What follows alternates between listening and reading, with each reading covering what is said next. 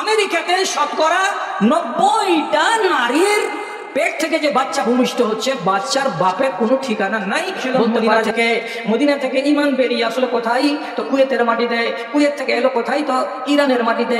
তারপরে এলো আফগানিস্তানের মাটিতে, তারপরে এলো পাকিস্তানের মাটিতে, তারপরে এলো বাংলাদেশ ভারতের মাটিতে, তারপরে চলে গেল বাংলা। মক্কার লোকেরা নবীজির এই দাওয়াতি কাজ দেখে এতটা উত্ত্যক্ত হয়ে গেল যে এক দল লোক জামাত হয়ে এসে আবু তালেবকে বলছে, আবু তালেব, তোমার বেটার কারণে আমাদের মজলিসগুলো ফিকা হয়ে গেছে, তোমার ভাতিজার কারণে আমাদের ভেতরে অশান্তি বেড়ে গেছে, তোমার ভাতিজার এইগুলো কাজ এখন আমরা আর মেনে নিতে পারছি না, আমরা বরদাস্ত করতে পারছি না, তুমি একে রুকো, আর না হলে আমরা যেমন করে পারি ব্যবস্থা করে নেব।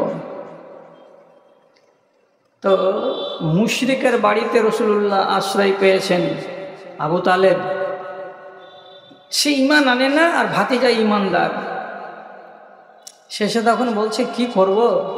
জাফরকে বলছে, না দে মুহাম্মাদান, রে বেটা জাফর, তোর চাচাতো ভাই মুহাম্মদকে ডেকে নিয়ে আয়। এতগুলো লোকের চাপ আর কতদিন সহ্য করব? তোর ভাই কি বলছে আর কি না বলছে, লোকেরা এসে এখানে আপত্তি দাখিল করছে, আর এতগুলো শিকায়েত কতদিন শুনবো? আর শোনার ইচ্ছা করে না। তো যা ডেকে নিয়ে আয় মুহাম্মদকে। জাফর রাদিয়াল্লাহু তাআলা আনহু মুহাম্মদকে, চাচাতো ভাইকে ডেকে বাড়ি নিয়ে আসলো। তো বাড়িতে 10-15 জন লোক, সে তাবড় তাবড় লোক, সিয়ানা লোক, যারা বংশের মাতব্বর, তারা এখানে হাজির। তখন চাচা সামনাসামনি বলছে যে, বেটা এই যে করছো তুমি, এরা মানতে পারছে না, এদের অনেক ক্ষতি হচ্ছে, এদের শান্তি নাই জীবনে, তো এরা এখন একটা শেষ চ্যালেঞ্জ করে দিয়েছে, হয় তুমি রুকে যাও আমার কথা শুনে, আর না যদি তুমি রুকবে তাহলে এরা যেমন করে তোমাকে রুকার হয় তেমন করেই রুকে দেবে। নবীজি কি বলছেন?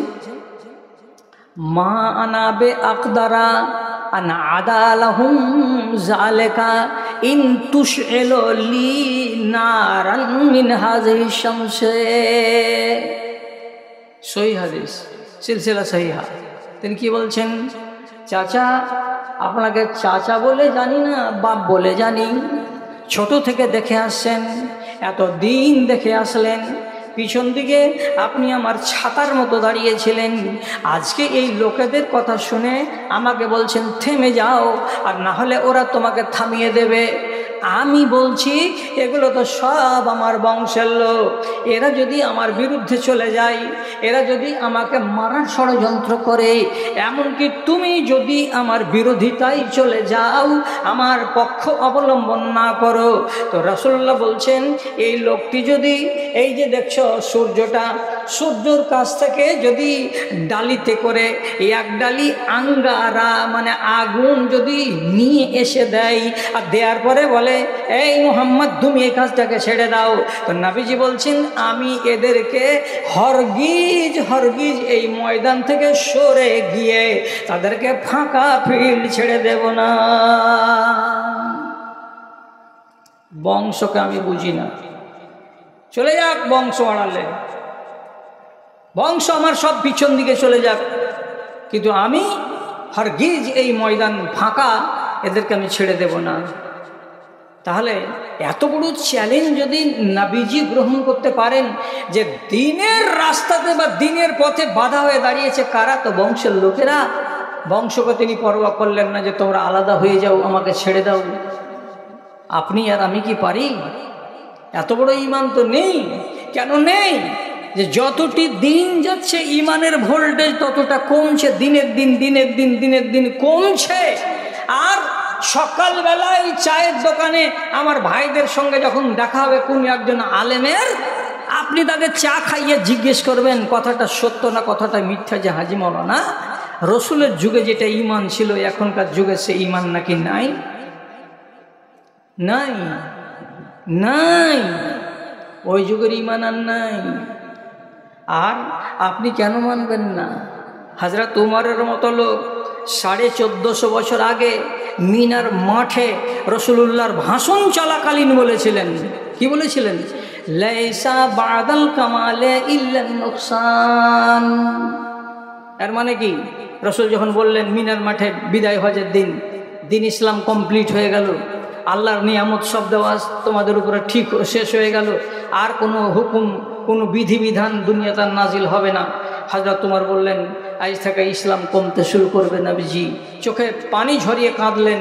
তখন রসুলুল্লাহ বলছেন সাদাক্তা, তুমি ঠিক বলেছ, আজ থেকে দিনের ভোল্টেজ কমতে লাগবে, কমতে লাগবে, কমতে লাগবে, ইমানের মাত্রা কমতে লাগবে, আস্তে আস্তে আস্তে আস্তে কমতে কমতে গাছের যেমন সমস্ত পাতাগুলোকে খসে খসে যেমন ঝরে পড়ে যায়, গাছটা নাঙ্গা হয়ে যায়, তেমনি ইসলামের বৃক্ষে একটাও পাতা থাকবে না, ফুল থাকবে না, ফল থাকবে না, সব নাঙ্গা হয়ে যাবে।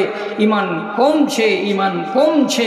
এবং ভাইকে জিজ্ঞেস করবেন, তিনি বলে দিবেন কি? ইন্নাল ঈমানা লা ইয়ারজু ইলাল মদিনাতে কামা তারজুল হাইয়াতু ইলা জুহরিহা। ইমানটা যাত্রা শুরু করেছিল মদিনা থেকে। মদিনা থেকে ইমান বেরিয়ে আসলো কোথায়? তো কুয়েতের মাটিতে। কুয়েত থেকে এলো কোথায়? তো ইরানের মাটিতে। তারপরে এলো আফগানিস্তানের মাটিতে, তারপরে এলো পাকিস্তানের মাটিতে, তারপরে এলো বাংলাদেশে, ভারতের মাটিতে, তারপরে চলে গেল বাংলাদেশে, তারপরে অস্ট্রেলিয়াতে, তারপরে চলে গেল নিউজিল্যান্ডের মাটিতে, তারপরে গেল জাপানে, তারপরে দক্ষিণে চলে গেল এইদিকে কেপটাউন, দক্ষিণে চলে গেল আফ্রিকা মহাদেশে, উত্তরে চলে গেল সাইবেরিয়া পর্যন্ত, আর উত্তরে চলে গেল ওইদিকে উত্তর আমেরিকা পর্যন্ত। বেরিয়েছে কোনখান থেকে? তো মদিনা আর মসজিদ থেকে। এত দূর ইমান বেরিয়ে বেড়াচ্ছে। তারপরে রসুল বলছেন একটা সাপ যেমন রাতের বেলায় রুজির সন্ধানে বেরোয়, এ আল দিয়ে গাঁড়া থেকে বেরিয়ে আলের কিনারা কিনারা কিনারা কিনারা চড়ে চড়ে চড়ে চড়ে চড়ে চড়ে যখন ফজরের টাইম হয়ে যায়, তখন নিজের ওই খালে আবার ঢুকে যায়।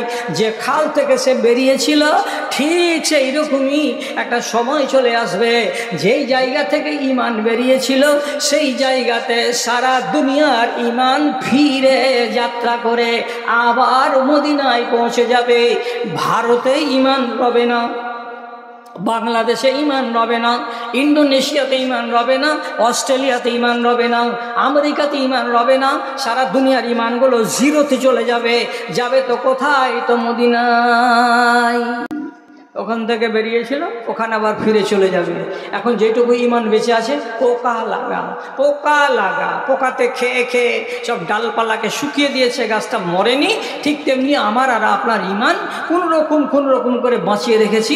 নমাজ ধরে, নমাজ ছেড়ে, রোজা করে, রোজা ছেড়ে, সব হালাল আর হারাম, হালাল আর হারামকে মিশ্রিত আকারে পালন করে এভাবে আমি নিজের ইমানটাকে টিকিয়ে রেখেছি। এটুকুও চলে যাবে। আপনি পর্যন্ত হয়তো আছে।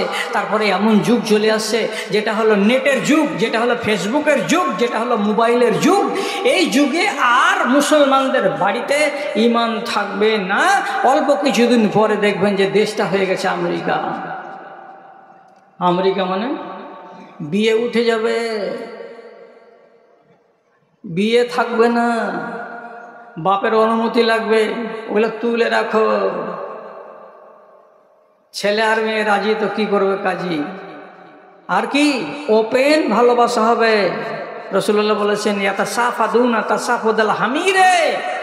গাধা যেমন দিনের বেলায় চলতে গেলে কামড়া কামড়ি করে চলে, ঠেসাঠেসি করে করে চলে, গায়ে গা লাগিয়ে লাগিয়ে চলে, গাধার চরিত্র হলে এইভাবে চলা। ঠিক তেমনি দেখবে একটা সময় চলে আসবে, নর আর নারী রাস্তাঘাটে চলবে, তবে গাধার মতো করে কামড়া কামড়ি করবে আর চলবে।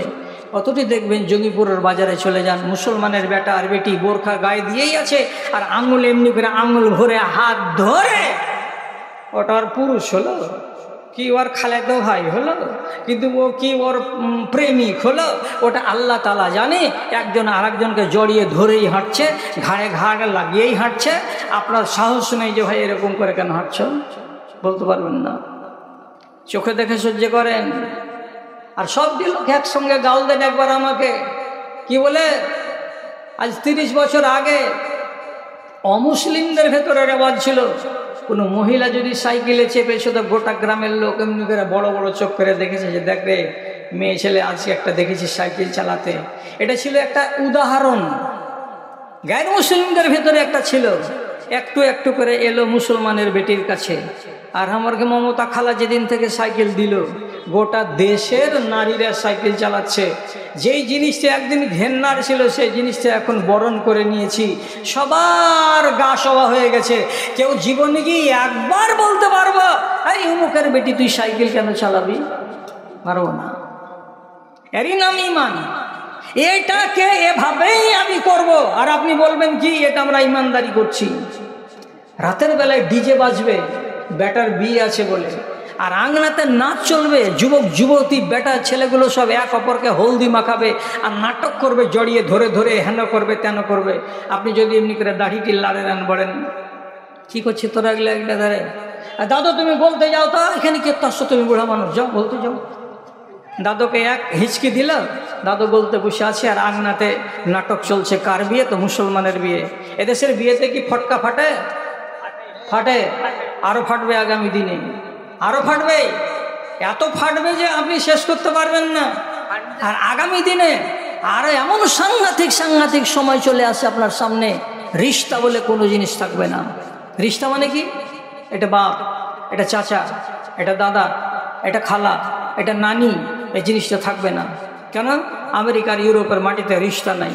রিশতা মানে কি? এই যে এগুলো নাই। কেন নাই? দুটা বেটাকে নিয়ে একটা মা স্কুল যাচ্ছে ভর্তি করতে, স্কুলে কেউ জিজ্ঞেস করে না, কেউ জিজ্ঞেস করবে না কোনো স্কুলে এই ছেলেটার বাবার নাম কি, এই ছেলেটার বাবার নাম কি। তো বিবাহ তো নাই, তো বাবা কোথায়?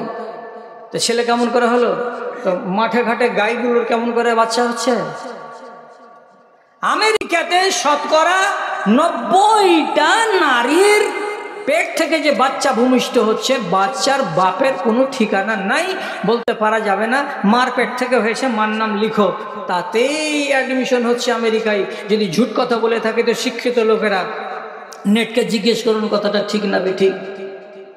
একই মায়ের দুটা ছেলে, একটা ছেলে গোরা চারটার, আর একটা ছেলে কালো রঙের, আর মাথার চুলগুলো আফ্রিকানদের মতন কুকড়া কুকড়া। ওরা বড় হওয়ার পরে যদি ওর মাকে জিজ্ঞেস করে, গো মা আমার চুলগুলো এরকম সাদা সাদা মানে ভাঁওরা ভাঁওরা, আর এই আমার ভাইয়ের চুলগুলো এটা কুকড়া কুকড়া আফ্রিকানদের মতো কেন, এরকম কেন হলো? ওর মা কি বলবে যে তোকে জন্ম দিয়েছিল একটা ইউরোপের জুয়ান ছেলে সাদা চামড়ার, আর ইয়াকে জন্ম দিয়েছিল একটা আফ্রিকার লোক, তার কাছে শুয়েছিলাম বলে হয়েছে? এ কথাটা মা বলতে যাবে কি? মা বলার দরকারই নেই। কেন? আমি নারী, আমি গাভীর জাত, আমার যেখানে যেমন ষাঁড় পাবো আমি সেখানে সেই ষাঁড়ের সাথে আমি নিজের মত বিনিময় করে নেব। আমার পেটে আমার জরায়ুতে কার জীবাণু কার বীর্য গেল ওগুলো আমার নিজের ব্যাপার, তোমার জিজ্ঞেস করার কিছু নেই। কোনো ছেলে বলে না আব্বা কে কে কোনটা, আব্বার নাম কি আম্মা, কিসের পরে আব্বারে? আব্বা হলে দাদা হবে, দাদা হলে দাদি হবে, আর দাদা হলে চাচা হবে। তোমার বাপই যেখানে নাই তখন তোমার কাকা কোথায়? তোমার বাপ যেখানে নেই তোমার দাদা কোথায়?